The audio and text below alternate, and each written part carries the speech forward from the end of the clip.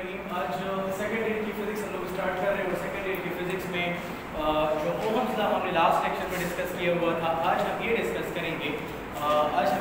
करेंगे कि कौन कौन से ऐसे फैक्टर्स हैं जो कि रेजिस्टेंस के ऊपर डिपेंड करते हैं या किस फैक्टर्स के ऊपर रेजिस्टेंस ऑफ द मटीरियल जो है वो डिपेंड करता है। देखिए, रेजिस्टेंस ऑफ द मटीरियल कुछ फैक्टर्स हैं जिस पर डिपेंड करता है।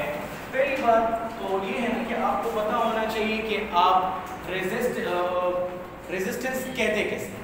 Resistance means the opposition, the hurdle offered to the charges या electrons during flow in a conductor, उसको हम क्या कहते हैं?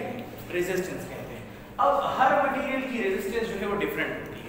देखिए, पहली बात तो ये है ना कि रेजिस्टेंस जो है वो लेंथ ऑफ द कंडक्टर के डायरेक्टली प्रोपोर्शनल होता है। जितना ज्यादा लेंथी कंडक्टर होगा उतना ज्यादा उसके अंदर रेजिस्टेंस होगी। जितना किसी कंडक्टर की लेंथ कम होगी उतना रेजिस्टेंस क्या होगा? कम होगा। अच्छा, दूसरा फैक्टर जो है that is resistance inversely proportional to area also. अगर कोई एरिया एक्सटेंडेड होगा, खुला होगा, तो रेजिस्टेंस कम ऑफर होगी, बहुत इजीली चार्जेस जा सकते हैं। लेकिन अगर एरिया कम हो तो चार्जेस को फ्लो होने के लिए जो पोजीशन है वो ज्यादा ऑफर्ड हो जाएगी। ठीक हो गया? अच्छा, जब आप इस दो इक्वेशंस को कंबाइन करते हैं, combining equation 1 and 2 we get, जब इन दो इक्वेशन को आप कंबाइन करेंगे तो आपको कुछ इस तरह मिल जाएगा। ठीक है, आपने यहाँ पर एक कांस्टेंट इंट्रोड्यूस करवाना है और प्रोपोर्शनलिटी साइन को खत्म कर देना है। ठीक है, वो कांस्टेंट क्या होगा? दैट कांस्टेंट इज कॉल्ड रो। उसको हम क्या कहते हैं? रो। यस। ठीक है, ये हमारे पास क्या है? इस सिंबल को हम लोग रो रीड एज रो, इसको हम लोग क्या पढ़ते हैं? रो पढ़ते हैं, या रेजिस्टिविटी भी इसको पढ़ा जा सकता है। रेजिस्टिविटी क्या पढ़ा जाता है? इसको रेजिस्टिविटी पढ़ा जाता है। ठीक है, चलिए अब जरा हम रो के लिए इक्वेशन फाइंड आउट करते हैं कि आपके पास जब इसको क्रॉस मल्टीप्लिकेशन करेंगे तो आपको क्या मिलेगा? बाय क्रॉस मल्टीप्लिकेशन आपको मिल जाएगा rho L equal to R A. ठीक हो गया? अच्छा, एल को आप बोथ साइड पे डिवाइड कर लो तो ये इक्वेशन कुछ इस तरह बन जाएगी और ये दोनों साइड से एल कैंसिल हो जाएगा और इक्वेशन आ जाएगी R A divided by L. अब रेजिस्टिविटी का यूनिट क्या होता है? ठीक है, याद रखें रेजिस्टिविटी के यूनिट की डिराइवेशन जब आप करेंगे ना तो कुछ यूं होगा। देखिए, रेजिस्टेंस का क्या होगा? ओहम। ये क्या है? एरिया है, मतलब मीटर स्क्वायर, और लेंथ के लिए मीटर।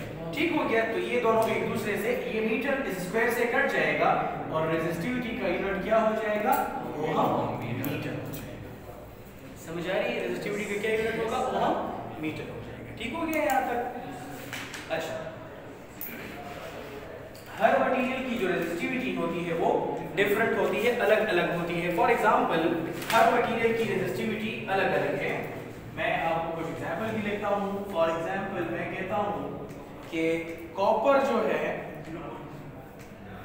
कॉपर की 0.1078 ओहम मीटर रेजिस्टिविटी होती है।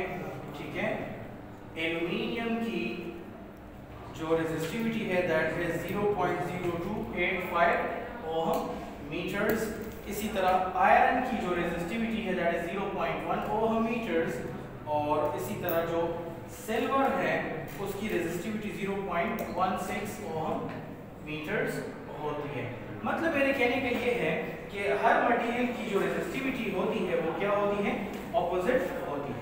ठीक है, ये तो मैंने आपको कुछ रेजिस्टेंस के बारे में बताया। अब रेजिस्टेंस का एक ऑपोजिट टर्म भी होता है कंडक्टेंस। ठीक है, रेजिस्टेंस का ऑपोजिट टर्म क्या होता है? कंडक्टेंस। कंडक्टेंस क्या है? नाम से ही क्लियर है, the ability of a material to allow या pass the charges through it, उसको हम लोग क्या कहते हैं? कंडक्टेंस है। या आप यूं भी कह सकते हैं the reciprocal of resistance is called conductance. ठीक है, कैसे डिफाइन करेंगे? आप कहेंगे the reciprocal The reciprocal of resistance is called conductance. उसको हम लोग क्या कहते हैं? Conductance कहते हैं. ठीक हो गया? And it is represented by G. इसको कैसे represent करते हैं? G से represent करते हैं. Okay? And mathematically आप इसको यूँ लिखेंगे कि conductance जो है ये 1/resistance होता है. 1/resistance होता है. ठीक है, ये तो हमारे पास अगर रेजिस्टिविटी की तरफ जाए, ये तो हमने कंडक्टेंस और रेजिस्टेंस का रिलेशन निकाला. अब हम कंडक्टिविटी और रेजिस्टिविटी का रिलेशन निकालते हैं. कंडक्टिविटी और रेजिस्टिविटी का रिलेशन देखते हैं कि उनका आपस में क्या रिलेशन है. अच्छा, एक वर्ड होता है कंडक्टिविटी.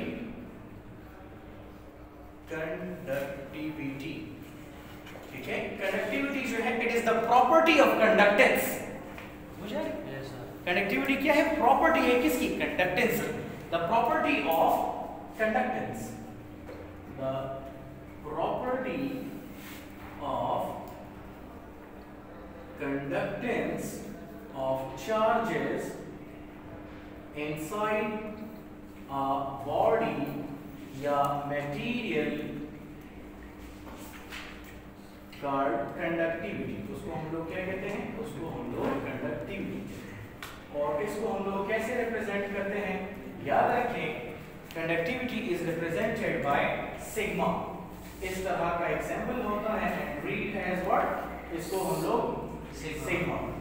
और मैथमेटिकली इसको हम लोग यूं लिख सकते हैं कि sigma equal to 1/resistivity. Storage for. ठीक है.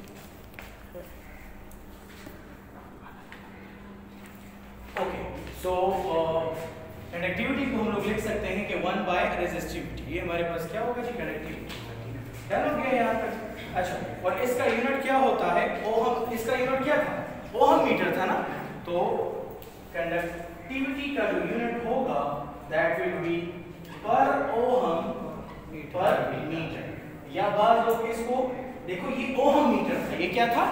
ये ओहम मीटर था ना. इस तरह ओहम मीटर था. बाद लोग कंडक्टिविटी के लिए इसका यूनिट मोहोमीटर भी लिखते हैं. क्या लिखते हैं? मोहोमीटर. मतलब ऑपोजिट, उस ओहम को उल्टा करते हैं. सही हो गया. So this was all the lecture about today's lecture. Hope you have enjoyed it. किसी को कोई मसला है, कोई परेशानी हो तो प्लीज पूछ सकते हैं. ठीक है.